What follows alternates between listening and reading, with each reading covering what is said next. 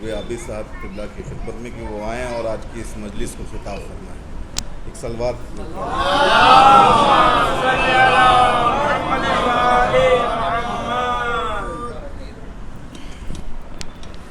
عظمت اہل بیت علیہم الصلوۃ والسلام بآواز بلند نعرہ حیدری، نعرہ صلوات.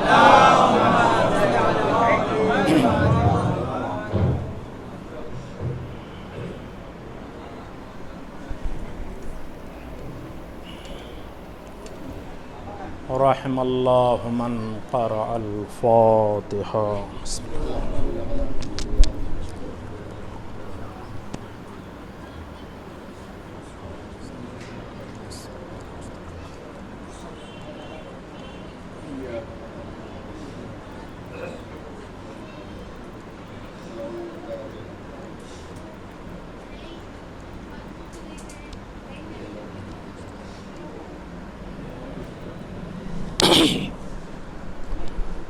لا حول ولا قوة إلا بالله السميع العليم. حسبنا الله نعم الوكيل نعم المولى ونعم النصير. الحمد لله الذي لم يتخذ صاحبة ولا ولدا ولم يكن له شريك في الملك ولم يكن له ولي من الذل وكبره تكبيرا.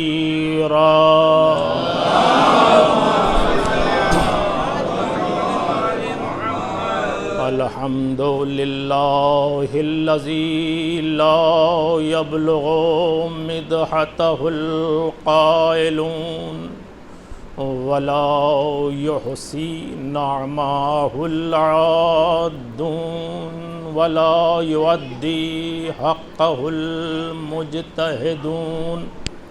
الذي ليس لصفته حد محدود ولا نعت موجود ولا وقت معدود.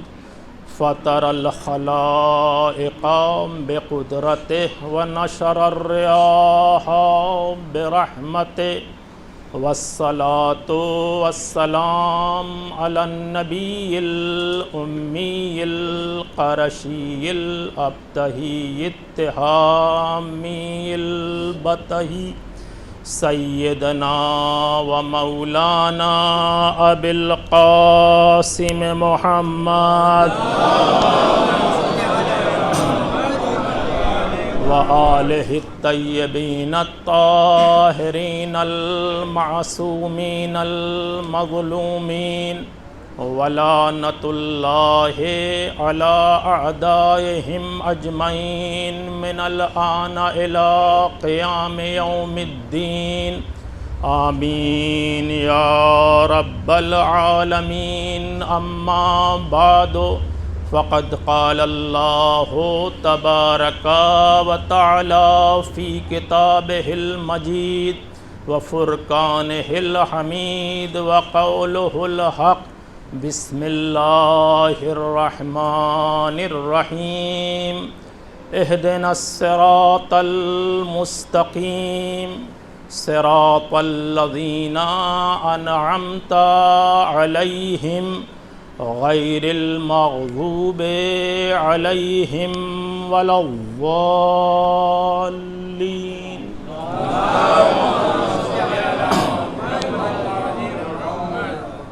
عزیزان محترم، معزز سامعین، ارباب ولا اور عزاداران مظلوم کربلا، وقت کافی ہو گیا ہے، لیکن میں بہت زیادہ انشاءاللہ جب تک آپ سنتے رہیں گے اور آپ کی توجہ رہے گی تب تک میں اپنے بیان کو جاری رکھوں گا. یہ آیہ کریمہ جس کی تلاوت کا شرف حاصل کیا ہے، یہ اتنی معروف اور مشہور آیت ہے کہ جس کے بارے میں کچھ کہنے کی ضرورت نہیں ہے. جو بھی مسلمان ہے اور جو بھی رسول کا کلمہ پڑھتا ہے وہ اس آیت کی ضرور تلاوت کرتا ہے۔ میں آج آپ کے سامنے کچھ باتیں ان دو آیات کے سلسلے میں لے کر حاضر ہوا ہوں، اور انشاءاللہ میں نے کافی جو مطالعہ کیا ہے اس میں سے کچھ باتیں جو اہم ہیں وہ آپ کی خدمت میں پیش کروں گا۔ انشاءاللہ اس مطالب کے بعد انشاءاللہ جب آپ نماز میں اس آیت کی تلاوت کریں گے تو آپ کو محظوظ ہوگا، آپ کو خوشی محسوس ہوگی کہ ہم جو یہ آیت کی تلاوت کر رہے ہیں تو اس کا مطلب کیا ہے، کیا معنی ہیں، اور کن باتوں کی طرف اس میں اشارہ کیا گیا ہے۔ اس لیے کہ معرفت کے ساتھ عبادت کرنے کا الگ لطف ہے۔ رسول فرماتے ہیں فضل العالم علی العابد 70 درجہ، عالم کی عبادت عابد کے اوپر 70 درجے فضیلت رکھتی ہے۔ یہ جو پیغمبر نے فرمایا کہ عالم کی عبادت عابد کے اوپر 70 درجے فضیلت رکھتی ہے، اس کا ریزن کیا ہے، سبب کیا ہے؟ جب عالم اللہ کی بارگاہ میں کھڑا ہوتا ہے تو وہ سمجھتا ہے ہم کس کی بارگاہ میں کھڑے ہوئے ہیں اور کیا کہہ رہے ہیں، پوری معرفت کے ساتھ وہ عبادت کرتا ہے۔ اسی لیے رسول نے فرمایا ہے کہ عالم کی عبادت عابد کی عبادت پر 70 گنا فضیلت رکھتی ہے۔ صلوات پڑھیں محمد والے۔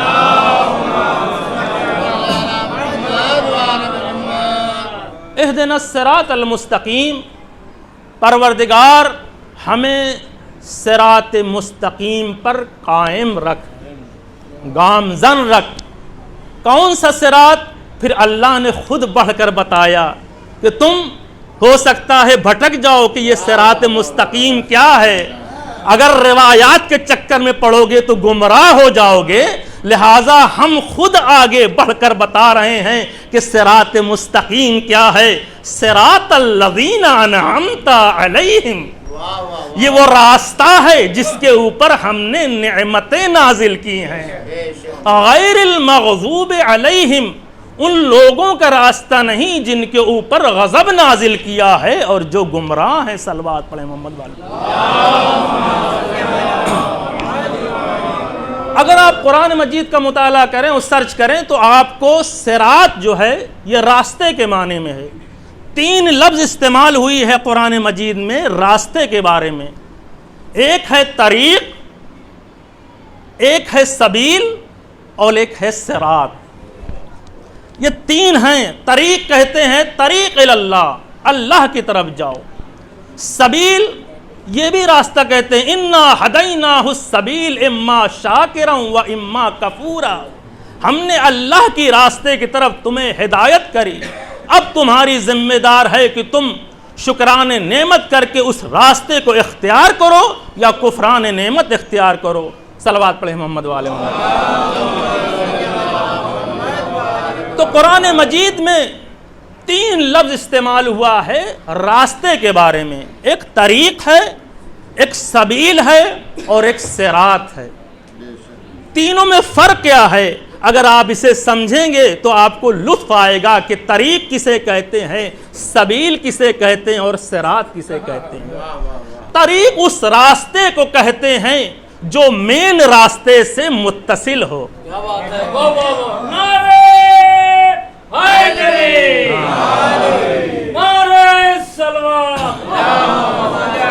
جو مین راستے سے، مرکزی راستے سے، ہائی وے سے متصل ہو، وہ چھوٹی چھوٹی جو گلیاں ہیں، جو لنک ملتا ہے، اس کو طریق کہا جاتا ہے۔ سبیل اس راستے کہتے ہیں عمومی راستہ، وہ ہو سکتا ہے کہ اس کے اوپر چلنے والا منزل مقصود تک پہنچ جائے اور ہو سکتا ہے منزل مقصود تک نہ پہنچے۔ سبیل میں ضلالت کا بھی ہے اور ہدایت کا بھی ہے، دونوں امکان پائے جاتے ہیں۔ وہ وقت نہیں ہے، ورنہ قرآن مجید میں بہت ساری آیات ایسی ہیں کہ جن میں اشارہ کیا گیا ہے کہ یہ سبیل سبیل ضلالت ہے اور یہ سبیل سبیل نجات ہے۔ تو پتہ چلا سبیل اس راستے کو کہتے ہیں کہ جس پہ چلنے والے کے لیے گارنٹی نہیں ہے کہ وہ منزل مقصود تک پہنچ جائے. یہ اس کی ذمہ داری ہے, کوشش کرے تو منزل مقصود تک پہنچ سکتا ہے, اگر کوشش نہ کرے تو بھٹک سکتا ہے. اسے سبیل کہتے ہیں. لیکن عزیزان گرامی, صراط اس راستے کو کہتے ہیں جو انسان کو منزل مقصود تک پہنچا دے. صلوات پڑھے محمد والا.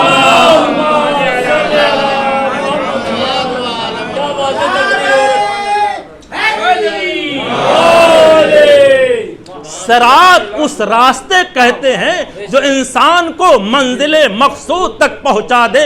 قرآن مجید میں, پورے قرآن مجید میں شروع سے لے کر آخر تک 45 مرتبہ لفظ صراط آیا. 45 مرتبہ صراط کا لفظ آیا ہے اور 32 مرتبہ اپنی صفت یعنی مستقیم کے ساتھ استعمال ہوا. صلوات پڑھیں محمد والے. صراط المستقیم, سیدھا راستہ جو انسان کو منزل مقصود تک پہنچا دے. اب عزیزان گرامی, یہ صراط کا لفظ جو آیا ہے جس کی ہم دعا کرتے ہیں, قرآن مجید آپ کھولیے. جب آپ کھولیں گے تو جو سب سے پہلا سورہ آپ کے سامنے آئے گا اسے سورہ فاتحہ کہتے ہیں. قرآن مجید کھولیے, کھولنے کے بعد جو پہلا سورہ آتا ہے وہ سورہ فاتحہ ہے. اچھا یہ بتائیے کہ یہ جو سورہ فاتحہ ہے یہ قرآن کا جز ہے یا نہیں ہے؟ قرآن کا جز ہے یا جز نہیں ہے؟ آپ سے پوچھا جائے کہ سورہ فاتحہ قرآن کے 30 پاروں میں سے کس پارے میں ہے تو آپ کیا جواب دیں گے؟ 30ویں پارے میں بھی نہیں ہے, کسی پارے میں نہیں ہے. آپ قرآن مجید جا کے کھول کے دیکھیے. جب آپ کھولیں گے تو آغاز ہوگا سورہ الحمد سے. سورہ الحمد کمپلیٹ ہونے کے بعد پہلا پارہ سیقول کا سورہ اس کا شروع ہوتا ہے. پہلا پارہ جو شروع ہوتا ہے اس کے بعد سے شروع ہوتا ہے. سورہ الحمد کسی پارے میں نہیں ہے. یہی وجہ ہے کہ سورہ ہجر میں, قرآن مجید کے سورہ ہجر کی 87ویں آیت میں پروردگار عالم اسی مسئلے کو کلیئر کر رہا ہے. وَلَقَدْ آتَيْنَاكَ سَبْعًا مِّنَ الْمَثَانِي وَالْقُرْآنِ الْعَظِيمِ. صلوات پڑھیں محمد والے.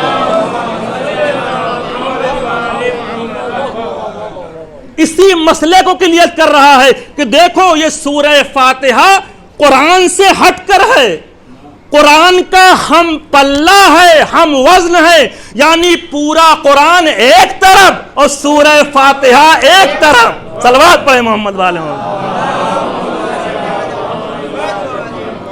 وَلَقَدْ آتَيْنَاكَ سَبْعًا مِّنَ الْمَثَانِي, اے پیغمبر ہم نے آپ کو 7 آیتوں والا سورہ عطا کیا اور قرآن عظیم عطا کیا.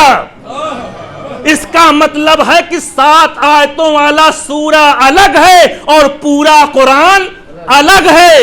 اب یہ جو 7 آیتوں والا ہے اس میں آیا ہے مثانی, 2 مرتبہ نازل ہوا, ایک مرتبہ مدینے میں اور ایک مرتبہ مکے میں. 7 آیتیں ہیں. آپ جا کر قرآن مجید کا تلاوت کرتے ہیں, جا کر پڑھیے تو آپ کو معلوم ہوگا 7 آیتوں والا.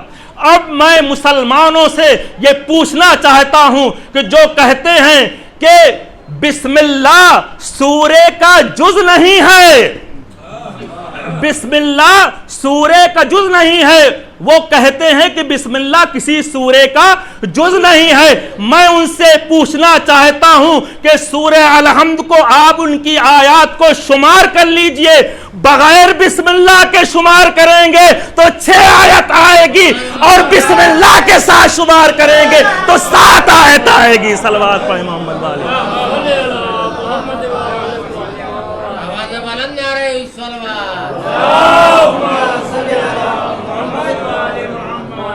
سامنے کی بات ہے, جا کے شمار کیجئے. کہ آیا بسم اللہ کے ساتھ آپ آیتیں کاؤنٹ کریں گے تو کتنی آیتیں ہوتی ہیں، اور بغیر بسم اللہ کے، اور قرآن میں اللہ کہہ رہا ہے کہ ہم نے 7 آیتوں والا سورہ، اس کا مطلب یہ ہے یہ قرآن کا جو سورہ الحمد ہے یہ بتا رہا ہے کہ جتنے سورے ہیں اس میں بسم اللہ سورے کا جز ہے، اضافی نہیں ہے۔ صلوات پڑھے محمد والے۔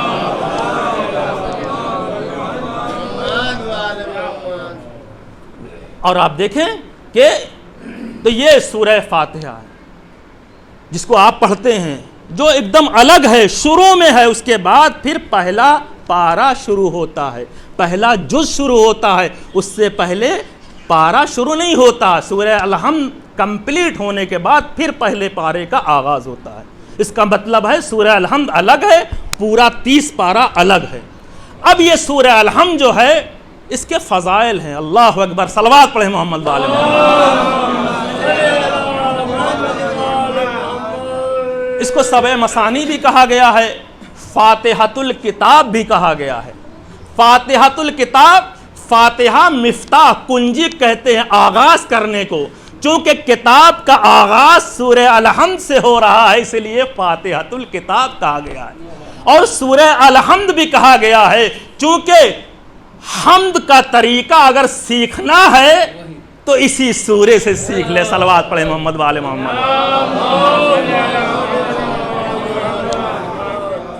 اور یہ سورہ اتنا اہم ہے، اتنا اہم ہے، اور اس میں جو آیت ہے جس کی تلاوت کا شرف حاصل کیا ہے، اہدنا الصراط المستقیم، آخر کی 2 آیتیں ہیں، 7 آیتیں ہیں سورہ الحمد میں، آخر میں 6 اور 7ویں آیت کی تلاوت کا اہدنا الصراط المستقیم صراط پورا قرآن آپ دیکھیں اللہ بتانا چاہ رہا ہے کہ اے میرے بندو، اگر تو میری بارگاہ میں آ رہا ہے تو تیری سب سے بہترین اور سب سے عظیم اور سب سے اہم دعا کیا ہونا چاہیے؟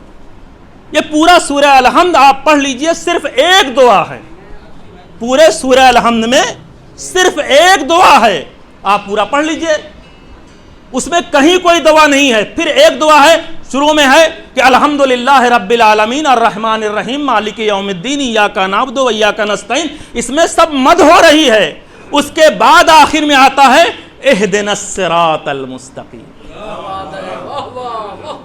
اس کا مطلب یہ ہے کہ اللہ جو اپنے بندوں سے یہ کہلوا رہا ہے کہ دیکھو میری نظر میں تمہارے لیے سب سے اہم دعا اللہ بتا رہا ہے، سلیقہ دعا ہم سے سیکھو۔ سلیقہ دعا سب سے اہم، سب سے امپورٹنٹ، سب سے زیادہ اہم چیز جو ہے وہ اللہ کی بارگاہ میں کیا ہے؟ وہ ہدایت کی دعا کرنا۔ اہدنا الصراط المستقیم، پروردگار مجھے سیدھے راستے کی ہدایت، سیدھے راستے پر گامزن کر۔ پتہ چلا سب سے اہم دعا جو اللہ کی بارگاہ میں ہے وہ ہدایت کی دعا ہے، اور یہ اللہ نے سورہ الحمد بتایا بندے کو کہ ساری چیزیں چھوڑ دی، تیرے لیے سب سے اہم چیز جو ہے وہ ہے ہدایت کی دعا۔ کوئی دعا اللہ نہیں بتا رہا ہے کہ تو میری بارگاہ میں کر، خود اللہ کہہ رہا ہے کہ اے میرے بندے، تعریف کرنے کے بعد، مدح کرنے کے بعد میری بارگاہ میں جو تیری سب سے پہلی اور سب سے اہم دعا ہو وہ ہدایت کی دعا ہو، ہدایت کی دعا ہو، یہ اللہ بتا رہا ہے۔ صلوات پڑھے محمد والے محمد۔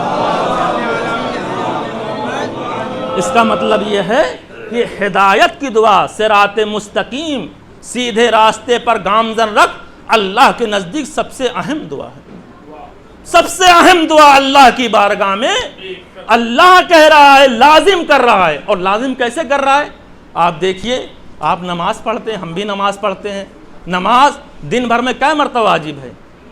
5 مرتبہ واجب ہے، اور 5 مرتبے میں انسان سورہ الحمد کی کیا مرتبہ تلاوت کرتا ہے؟ 10 مرتبہ تلاوت کرتا ہے۔ یعنی اللہ اس 5 دن بھر میں 5 جو نمازیں ہیں ان 5 نمازوں میں 10 مرتبہ اپنے بندے کو حکم دیتا ہے کہ اے میرے بندے میری بارگاہ میں جب آ تو صرف جو تیری پہلی دعا ہونا چاہیے، سب سے اہم دعا ہونا چاہیے، وہ ہدایت کی دعا ہونا چاہیے، اہدنا الصراط المستقیم۔ آپ دیکھیں اور یہ دیکھیں کہ یہ جو ہدایت کی دعا ہے یہ اتنی لازم ہے، اتنی ضروری ہے کہ سورہ فاتحہ کے لیے کہا گیا ہے کہ لا صلاۃ الا بفاتحۃ الکتاب، نماز ہو ہی نہیں سکتی جب تک سورہ الحمد نہ پڑھا جائے۔ کوئی بھی نماز ہو سورہ الحمد کا بدل ہو ہی نہیں سکتا۔ سارے سورے آپ بدل سکتے ہیں، سورہ کوثر پڑھ لیں، دوسرا سورہ پڑھ لیں، لیکن اگر آپ چاہیں کہ سورہ الحمد کا بدل لے آئیں تو نہیں ہو سکتا۔ لا صلاۃ، نماز ہو ہی نہیں سکتی۔ کوئی بھی نماز ہو، جو بھی بندہ مستحب نماز ہو، واجب نماز ہو، ان نمازوں میں اس کے لیے ضروری ہے کہ سورہ الحمد کی تلاوت کرے، سورہ الحمد کی تلاوت کرے، اور اس تلاوت میں اللہ بار بار اپنے بندوں سے کہہ رہا ہے کہ اگر تجھے دعا کرنا ہے تو صراط مستقیم کی دعا کر۔ اللہ اکبر، یہ تو عام مسلمانوں کے لیے ہے، اور اگر امام حسن عسکری علیہ السلام کی اس حدیث کو لکھیں کہ مومن کی جو علامات ہیں ان میں 5 علامات میں سے یہ ہے کہ انگوٹھی ہو عقیق کی، اور اس خاک شفا پہ جو ہے وہ پیشانی سجدہ کرتا ہو، اور 51 رکعت نماز ہو۔ اللہ اکبر، تو جب 51 رکعت نماز ہوگی تو اس میں سے 44 مرتبہ سورہ الحمد کی تلاوت کرنا پڑے گی۔ اس کا مطلب یہ ہے کہ اللہ کی نگاہ میں بندے کے لیے سب سے اہم دعا، سب سے اہم امپورٹنٹ دعا جو ہے وہ صراط مستقیم کی دعا ہے۔ صلوات پڑھیں محمد والے۔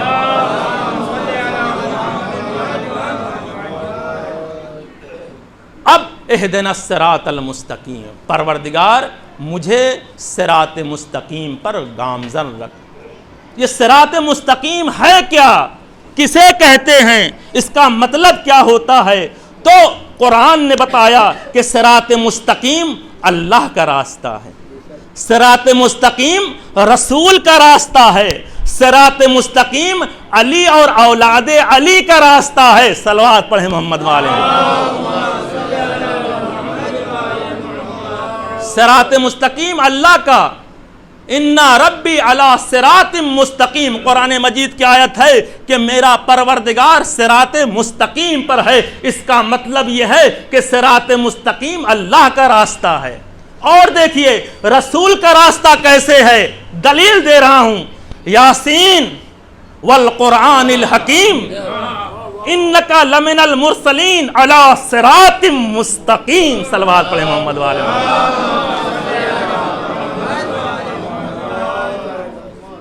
علی صراط، اے پیغمبر یاسین اگر آپ ہیں تو آپ صراط مستقیم پر ہیں۔ تو پتہ چلا اللہ کا راستہ قرآن کے لحاظ سے صراط مستقیم، رسول کا راستہ صراط مستقیم، اور اس کے بعد کس کا راستہ؟ علی اور اولاد علی کا راستہ صراط مستقیم۔ صلوات پڑھیں محمد والے۔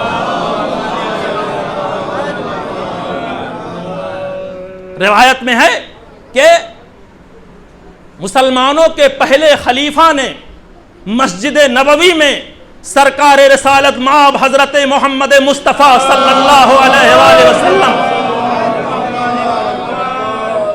کی خدمت میں کھڑے ہو کر عرض کیا کہ اے خدا کے رسول، صراط مستقیم کا مطلب کیا ہوتا ہے؟ صراط مستقیم کہتے کسے ہیں؟ صراط مستقیم کیا ہے؟ یہ وہ چیز ہے، یہ جو واقعہ پڑھ رہا ہوں اہل سنت کی معتبر کتاب میں ہے، شیعوں میں بھی ہے، کہ خلیفہ اول نے مسجد نبوی میں سرکار رسالت مآب سے کھڑے ہو کر پوچھا کہ یا رسول اللہ صراط مستقیم کا مطلب کیا ہوتا ہے؟ تو جب رسول نے سنا تو کہا بیٹھ جاؤ، کہا بیٹھ جاؤ۔ اس کے بعد روایت کہتی ہے 9 مرتبہ کھڑے ہوئے اور بار بار پوچھتے تھے کہ صراط مستقیم کیا ہے؟ رسول کہتے تھے بیٹھ جاؤ بیٹھ جاؤ۔ اس کے بعد 10ویں مرتبہ روایت کہتی ہے کہ علی داخل ہوئے مسجد میں، اب رسول نے کہا کون پوچھ رہا ہے صراط مستقیم کا مطلب کیا ہے؟ ذرا کھڑے ہو کر پوچھو۔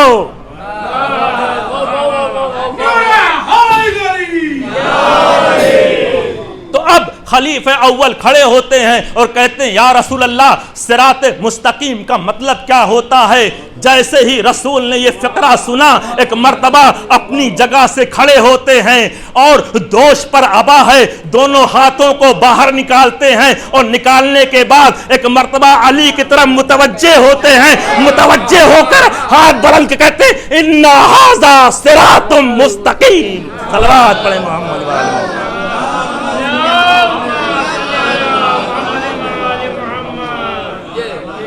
ان ھذا صراط مستقیم، یہ ہے صراط مستقیم۔ تو یہ صراط مستقیم علی کا راستہ ہے۔ اور نوجوانوں کے لیے ایک اور جملہ کہنا چاہتا ہوں، پورے صراط مستقیم کو آپ شمار کریے عدد کے لحاظ سے، تو جتنے عدد ہیں اس میں وہ جو ملتے ہیں وہ 12 نکلتے ہیں۔ صراط صاد 1 رے 2 الف 3 تو 4 المستقیم الف 5 6 لام 7 میم 8 سین 9 یہ تے، اس کے بعد کیا ہے مستقیم تے جو ہے 10 یہ 11 اور میم 12۔ صلوات پڑھیں محمد والے محمد۔ صراط المستقیم جس میں 12 عدد ہیں، یعنی اللہ بتانا چاہتا ہے کہ یہ صراط مستقیم 12 لوگوں کا راستہ ہے۔ صلوات پڑھیں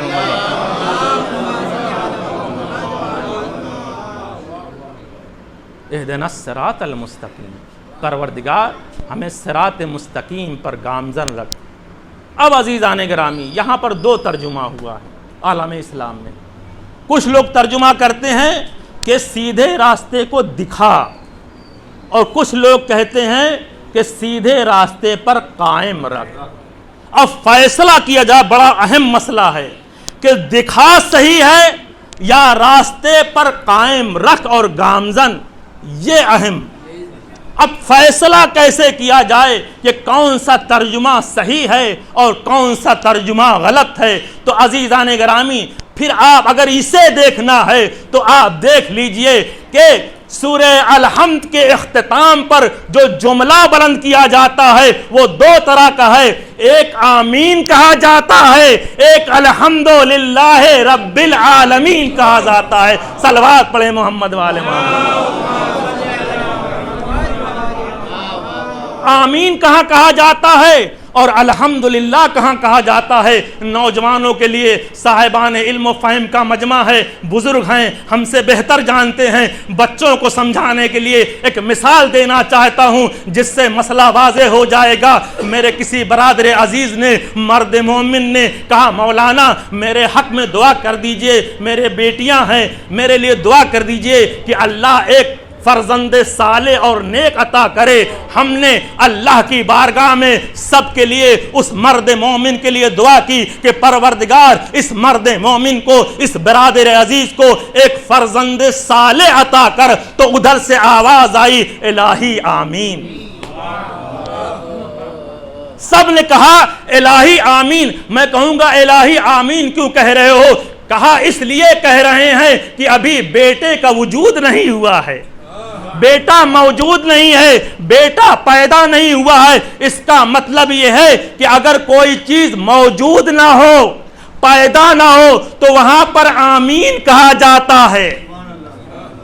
اور اتفاق سے دوسرے سال آئے اور آنے کے بعد کہا مولانا جو آپ نے دعا کی تھی اللہ کا خدا کا شکر ہے کہ آپ کی دعا قبول ہو گئی، مومنین نے آمین کہی اور اللہ نے ہمیں فرزند صالح عطا کیا۔ اب میں نے جیسے مومنین کے سامنے اس کا اعلان کیا کہ اس بندہ مومن کو اللہ نے فرزند صالح عطا کیا، تو سب نے کہا الحمدللہ الحمدللہ۔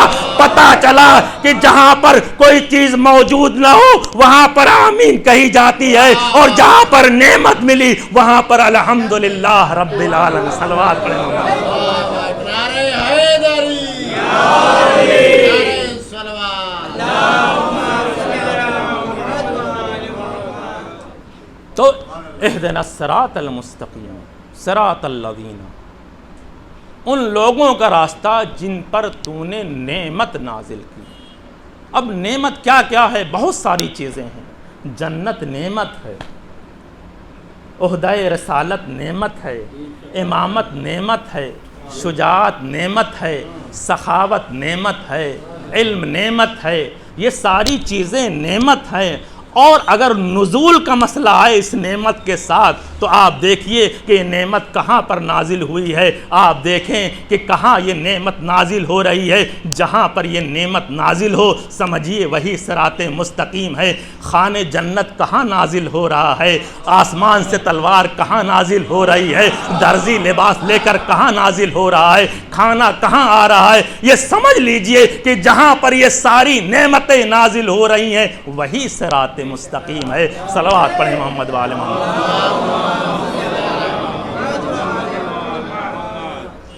اہدنا الصراط المستقیم صراط الذین انعمت علیہم، پروردگار ان لوگوں کا راستہ جن پر تو نے نعمت نازل کی۔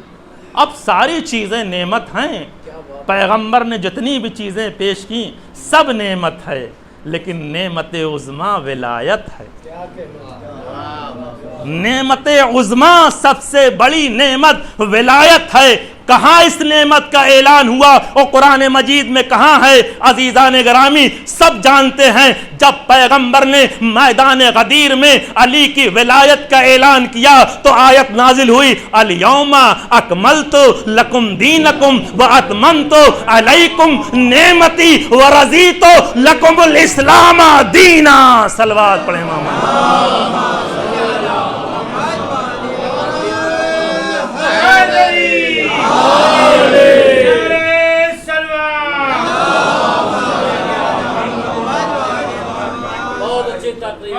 اب صاحب کہنے لگے مولانا یہ سب تو ذاکری کا نقطہ ہے کہ صراط مستقیم پر گامزن رکھ اور صراط مستقیم دکھا، یہ تو نقطہ ہے، لیکن حقیقت میں اور عملی طور پر پریکٹیکل طور پر ہر انسان دعا کرتا ہے کہ سیدھے راستے کی ہدایت کر۔ میں نے کہا اچھا، کہا ہاں عملی طور پر ہے۔ ہم نے کہا اچھا اگر ایسا مسئلہ ہے تو یہ بتاؤ پیغمبر نماز پڑھتے تھے یا نہیں پڑھتے تھے؟ کہا پڑھتے تھے۔ ہم نے کہا پڑھتے تھے؟ کہا ہاں پڑھتے تھے۔ تو ہم نے کہا جب پیغمبر نماز پڑھتے تھے تو آپ کیوں نہیں پڑھتے؟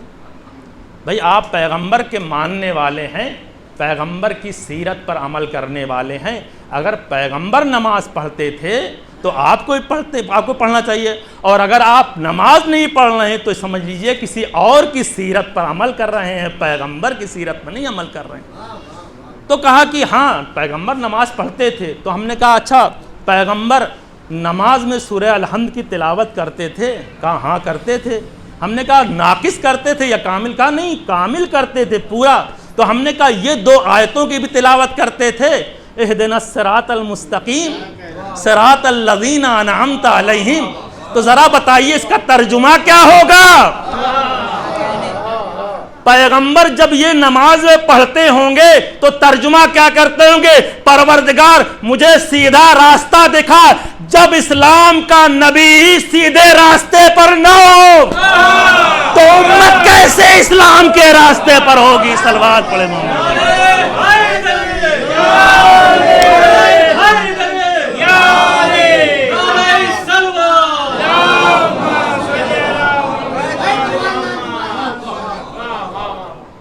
جب عالم اسلام کا سب سے بڑا لیڈر وہی جو ہے وہ سیدھے راستے پر نہ ہو اور وہاں پر دعا کی جائے کہ سیدھا راستہ دکھا، تو پھر امت کا کیا، اس کا کیا حل ہوگا؟ جب لیڈر ہی گمراہ ہو معاذ اللہ اور دعا کرے کہ ہم بھٹکے ہیں ہمیں سیدھے راستے پر، اس کا مطلب یہ ہے کہ سیدھے راستے پر ہیں اور جاری اور گامزن رہنے کی دعا کی جا رہی ہے۔ صلوات پڑھیں محمد والے۔ اہدنا الصراط المستقیم صراط الذین انعمت علیہم، پروردگار ان لوگوں کا راستہ دکھا، ان لوگوں کے راستے پہ گامزن رکھ جن پر تو نے نعمت نازل کی ہے، غیر المغضوب علیہم ولا الضالین، ان لوگوں کا راستہ نہیں جن کے اوپر تو نے عذاب نازل کیا ہے اور جو گمراہ ہیں۔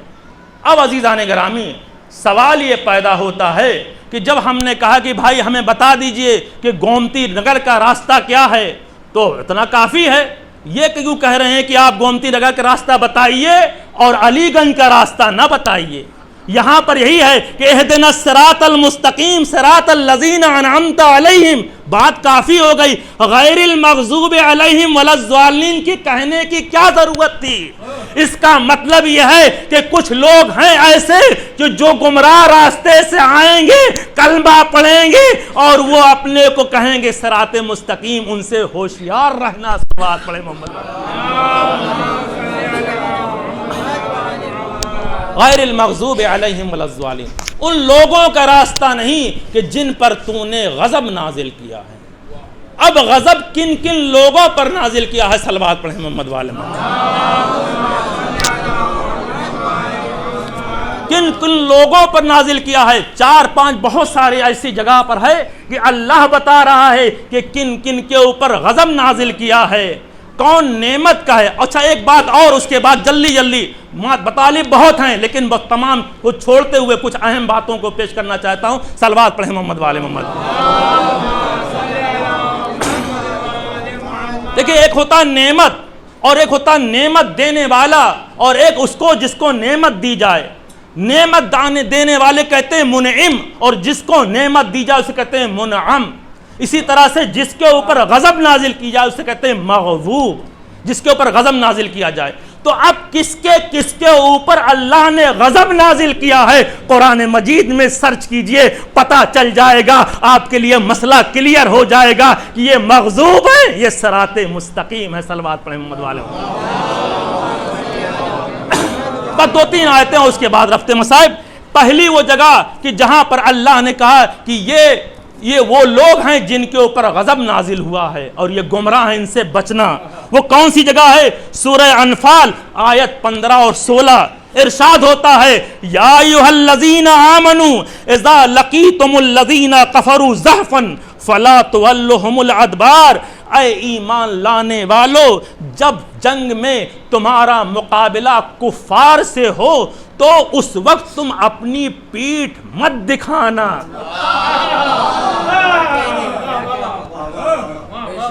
جب جنگ میں تمہارا مقابلہ اے صاحبان ایمان، جب جنگ میں تمہارا مقابلہ کفار سے ہو تو اس مقابلے میں تمہارے لیے لازم ہے کہ تم اپنی پیٹھ مت دکھانا. صرف 2 کنڈیشن ایسی ہے کہ جس میں اللہ نے اجازت دی ہے. وَمَن يُوَلِّهِمْ يَوْمَئِذٍ دُبُرَهُ إِلَّا مُتَحَرِّفًا لِقِتَالٍ أَوْ مُتَحَيِّزًا إِلَىٰ فِئَةٍ فَقَدْ بَاءُوا بِغَضَبٍ مِّنَ اللَّهِ وَمَأْوَاهُمْ جَهَنَّمُ وَبِئْسَ الْمَصِيرُ. 2 کنڈیشن ایسی ہے کہ جس میں تم پیٹھ پھرا سکتے ہو. ایک یہ ہے جنگی چال کی خاطر تم پیٹھ پھرا سکتے ہو. دشمن پیچھے سے حملہ کرنا چاہتا ہے اپنے بچاؤ کے لیے، اس کنڈیشن میں آپ پیٹھ پھرا سکتے ہیں. یا آپ کا کوئی بھائی، کوئی گروہ آپ کا آیا ہے، وہ آپ کی مدد کے لیے آیا ہے تو اس کے ساتھ منسلک ہونے کے لیے آپ پیٹھ پھرا سکتے ہیں. صرف 2 ہی کنڈیشن ہے، ورنہ اجازت نہیں ہے کہ آپ کفار سے میدان جنگ میں پیٹھ پھرائیں. عزیزان گرامی، پیٹھ پھرانے کی بات ہو رہی ہے، جنگ سے فرار ہونے کی بات نہیں ہو رہی ہے. پیٹھ پھرانے کی، جب پیٹھ پھرانے کے لیے کہا کہ جو پیٹھ پھراتے ہیں اللہ ان کے اوپر غضب نازل کرتا ہے. تو اب آپ تاریخ اسلام پڑھ لیجئے کہ جنگ میں کن کن لوگوں نے نہ صرف پیٹھ پھرائی بلکہ جنگ سے فرار اختیار کیے. میں نام نہیں بتاؤں گا، تاریخ اسلام، تاریخ خلفاء اہل سنت کی معتبر کتاب، اس میں پڑھ لیجئے. جنگ بدر میں کچھ لوگ ایسے تھے کہ جب دشمن کی طرف سے حملہ ہوا تو اتنی دور نکل گئے، اتنا دور بھاگ گئے کہ کہتے ہیں کہ 3 دن کے بعد مدینے میں آئے. صلوات پڑھیں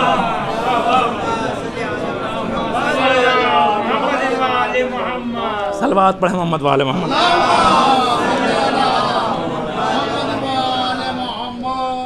دوسری آیت کہ جس میں کہا گیا ہے، پہلی آیت یہ ہے کہ جو پیٹھ پھرائے اس کے اوپر اللہ کا غضب. تو جو بھی جنگ سے فرار اختیار کرے وہ سمجھ لیجئے کہ مغضوب الہی ہے، ان کے راستے کو نہ اختیار کرنا. دوسری آیت جس میں اللہ فرما رہا ہے سورہ نحل کی 106 آیت ہے، بس 2 آیتیں اور اس کے بعد ربط مصائب، اس میں ہے من کفرا باللہ من بعد ایمانہ الا من اکرہ وقلبہ مطمئن بالایمان ولکن من شرح بالکفر صدرا فعلیہم غضب من اللہ ولہم عذاب عظیم. جس نے ایمان کے بعد کفر اختیار کیا، ایمان کے بعد کفر اختیار کیا، اور ایسے لوگوں کے اوپر اللہ کا عذاب نازل ہوگا اور ان کے لیے عذاب شدید ہے.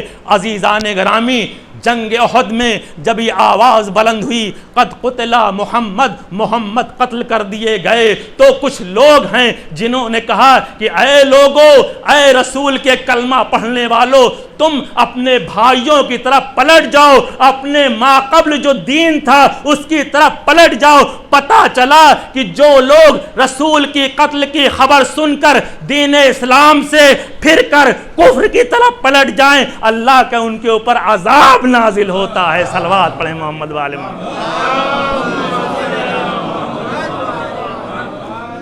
یہ دوسری جگہ ہے کہ جہاں پر کہا گیا ہے کہ اگر کوئی ایمان کے بعد کفر اختیار کرے. اور تیسری جگہ ہے کہ جہاں پر ہے کلوا من طیبات ما رزقناہم ولا تطغوا فیہ فیحل علیکم غضبی ومن یحلل علیہ فقد ہوا. سورہ طٰہٰ کی آیت ہے کہ اللہ نے جو تمہیں رزق عطا کیا ہے اس کو آپ کھائیے، اور ولا تطغوا فیہ، اور اس میں سرکشی مت کیجیے. سرکشی کا مطلب یہ ہے کہ کسی کا مال غصب نہ کیجیے. اگر آپ نے کسی کا مال غصب کیا ہے تو یاد رکھیے اللہ کا عذاب آپ کے اوپر نازل ہوگا اور آپ مغضوب الہی قرار پائیں گے. عزیزان گرامی، اب جس نے بھی اللہ کے اس حکم کے خلاف کی اور کسی کا مال غصب کیا وہ مغضوب الہی قرار پائے گا. صلوات پڑھیں محمد والے.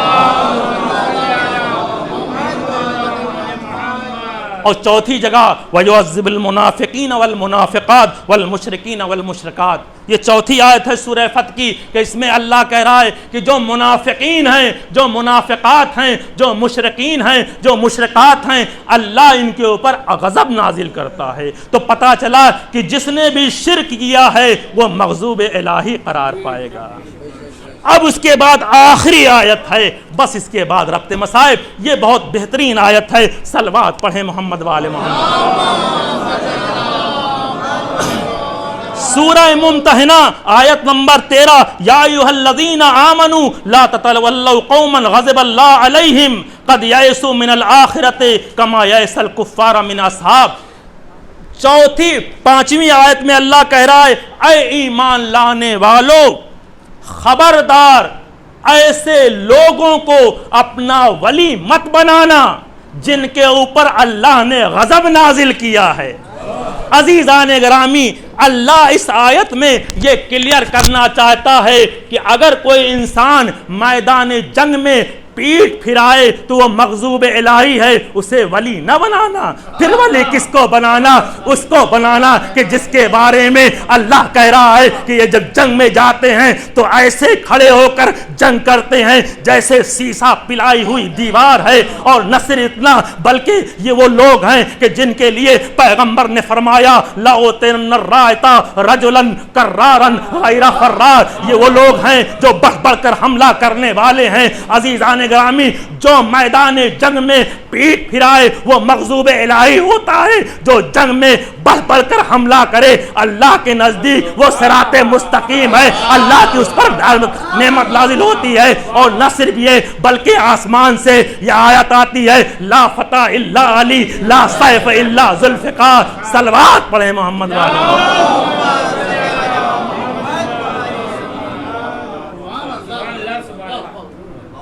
اور دوسرا کیا ہے کہ جو مغضوب الہی ہیں، مغضوب الہی وہ لوگ ہیں کہ جنہوں نے کفر کے ایمان کے بعد کفر اختیار کیا، وہ مغضوب الہی ہیں. ان کے راستے پہ خبردار نہ چلنا. بلکہ ان کے راستے پر چلنا جن کے اوپر ہم نے نعمت نازل کی۔ اب وہ کون لوگ ہیں کہ جنہوں نے جنگ ایمان کے بعد کفر اختیار کیا؟ وہ کون لوگ ہیں اور وہ کون لوگ ہیں جن کے بارے میں رسول فرما رہے ہیں برز الایمان کلہ علی کل کفر، میدان خندق ہے اور رسول فرما رہے ہیں کل ایمان کل کفر کے مقابل میں جا رہا ہے۔ صلوات پڑھیں محمد والے۔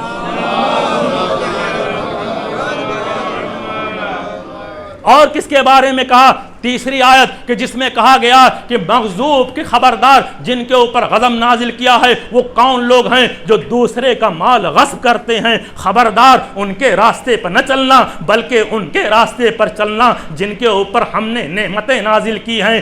عزیزان گرامی، دوسروں کا مال ہڑپ کر لینا اور ہوتا ہے اور رات کی تاریکی میں پش کے اوپر آذوقہ اور روٹی اور چاول اور دال اور کھانا لاد کے غریبوں، یتیموں اور مسکینوں کی مدد کرنا اور ہوتا ہے۔ صلوات پڑھیں محمد والے۔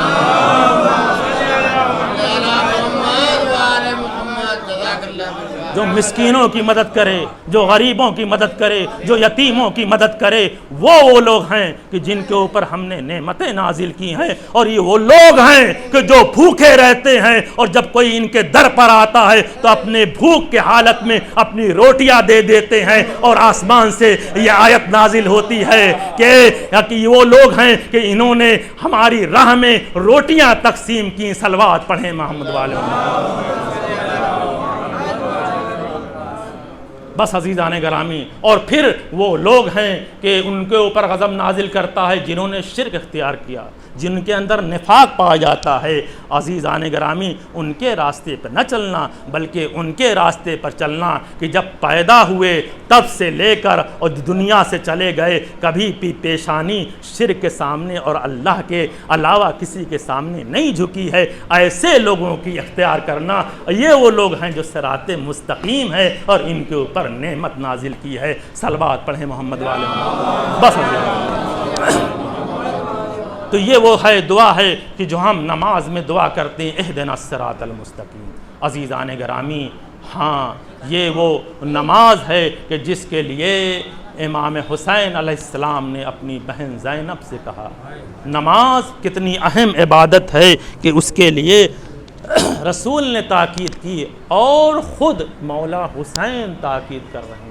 اللہ اکبر۔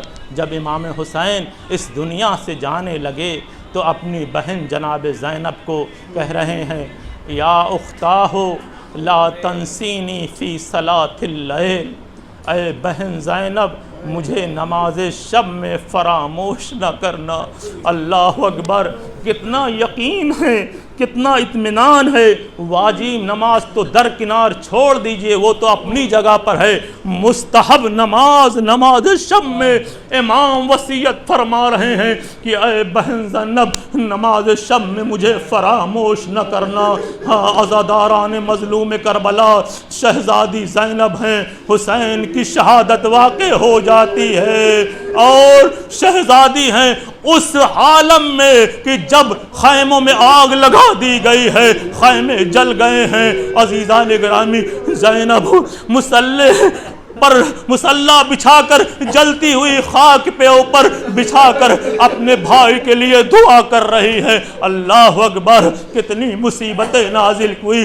امام سجاد ہیں کہ جو ہمیشہ اپنے باپ کو یاد کر کے گریا کرتے ہیں، روتے ہیں، جب کھانا دیکھتے ہیں تو روتے ہیں، جب پانی دیکھتے ہیں تو روتے ہیں۔ کہتے ہیں کہ وہی آتا ہے چاہنے والا، کہتا ہے مولا کب تک گریا کیجئے گا، کب تک گریا کیجئے گا۔ جب کھانا دیکھا گریا کیا کہ میں کیسے کھانا کھاؤں، کیف آکل الطعام قد قتلا بی جوانا، میں کیسے کھانا کھاؤں۔ ارے میرا بابا تو 3 دن کا بھوکا قتل کر دیا گیا، جب پانی آیا تو ایک مرتبہ دہاڑ مار کر رونے لگے، میں کیسے پانی پیوں، میرا بابا تو 3 دن کا پیاسا شہید کر دیا گیا۔ اللہ اکبر، یہ کیفیت ہے۔ امام کے ایک چاہنے والے منحال ہیں، امام سے ملنے کے لیے جا رہے ہیں، امام مدینے میں ہے۔